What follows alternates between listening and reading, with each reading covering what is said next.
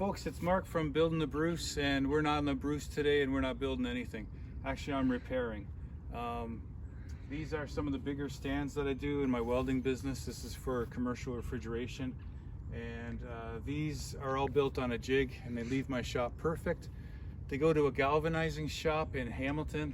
I'm not going to give their name out. They're a newer place in Hamilton. They're from Quebec, and when they come back, they are well, I'm just going to say it, they're all smashed to hell. And it's about $1,200 to get these things galvanized, these 5 of them, and not one of them comes back without some sort of rework needing to be done on it. And so I'm getting tired of that. What I've got here on this one, either, I don't know what they do, they're animals down there. Either they bend the legs in or they bend the legs out, and I've heard every excuse in the book. It's the night shift, it's the day shift, it's quality control not checking things, it's we can't find good people. Anyhow, I would never send this to a customer like this. It has to, you know, these things have to stop with me as the business owner. So I have all different ways of repairing this that are very cumbersome and tool heavy. What I went out and bought was this kit, and this is a frame straightening kit from Princess Auto, and this is a 4-ton unit. I think it was $219 for this unit, and then I added on this puller here to pull pieces back together, and then there's a tiny puck which I'm going to use right now to hopefully open up this tubing on the end and straighten it back out. So we're going to see how that works. So far I've used it to push with the push cylinder, and that worked great. It made a hard job super easy. And so now I'm going to try to lift this piece of this is 3x8 by 1/8 square tube, or rectangular tubing. So I'm going to try to open that back up. You can see that they've hit it here. I'm going to try to open that back up, and hopefully it's going to bring this leg back over. If it doesn't bring it over to where we need, then I will use the spreaders to spread that. So yeah, let me give this a try here. Very simple to hook up and use so far. And I've got some spacers in here just to take up the space for this little puck, because it only has like 5/8 of an inch travel. And then you just pump. After a few strokes, it starts to create pressure. That's what I'm doing now. You can feel the pressure building. Wow, look at that.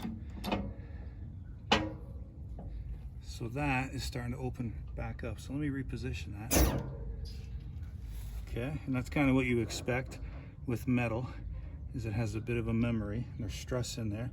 So when I released it, it wants to go back to its spot. Let's make a little adjustment. Incidentally, this is the second kit that I've gotten. The first kit I ordered from Amazon from a company called V-Vor, I believe. And it was orange, and when it arrived it would make no pressure at all, like 0 pressure. It's like they had forgotten to put a seal in or something, so it was completely useless, and the pump unit had no hydraulic fluid in it at all. So I'm going to leave a rather critical review for that, but this one from Princess Auto is working out great. So anyway, that's basically part of it. Well, we're getting there. We're getting there.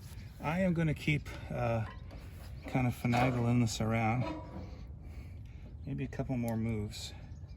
And then if we have to, I will put the spreader on just to get that leg into its final position. This is working out great.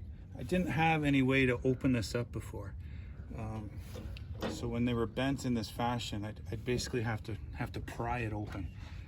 With the leg, the upper part of the leg, to get that back in shape. So this is really working out well. I think I'm almost there. Okay, I'll end there, and if we have to spread them, I will show you that part. But so far, just a fantastic tool, and I've probably got less than $280 into this. Okay, so as promised, we're using the spreader. So we almost got there just with that little puck. It was very close. And I actually thought that we were close enough until I got on the tractor to move this, and I got a little bit of different view on it.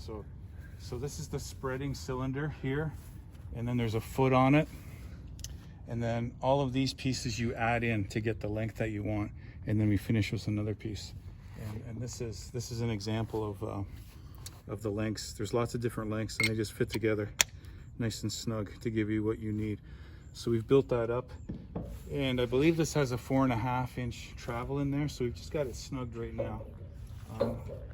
So I'm just gonna add pressure, and you can see that working. So the base is pushing against all of them, all lined up. This one should be the one that moves, just because there's less resistance over there. So that is pushed out for sure. I'm gonna give it a couple more because I know it's gonna spring back after. Okay, and then I'll just grab the cylinder in a spot I'm not gonna get pinched. This side, there it is, retracting. It's got a spring in there so it self-retracts.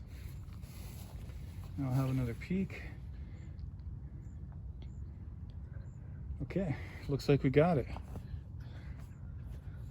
Okay, I'm gonna go with that. Problem solved. Thank you, Princess Auto.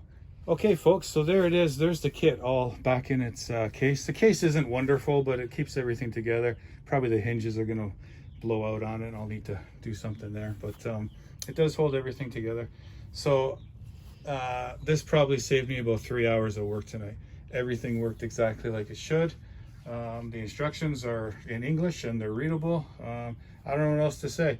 If you have to add hydraulic fluid, it does tell you in the manual that you add it here. If you need to top up the hydraulic fluid, which you will, because each attachment that I put on took probably 3 or 4 pumps before it started to make pressure. So, you know, somewhere in there's a bit of space for some more hydraulic fluid. But you know, for the price, I would say that this is a great deal, and it's a keeper, and I'm super happy that I purchased it. Money's hard enough to come by, and you want to make sure you spend it on things that are going to help you out, not be a pain in the butt. So yeah, that's it for tonight. It's getting late. We got all the stands tweaked back to where they should have been before the galvanizer got their hands on it, and we're just gonna lock up the trailer and get out of here. Okay, hope everyone's having a good night.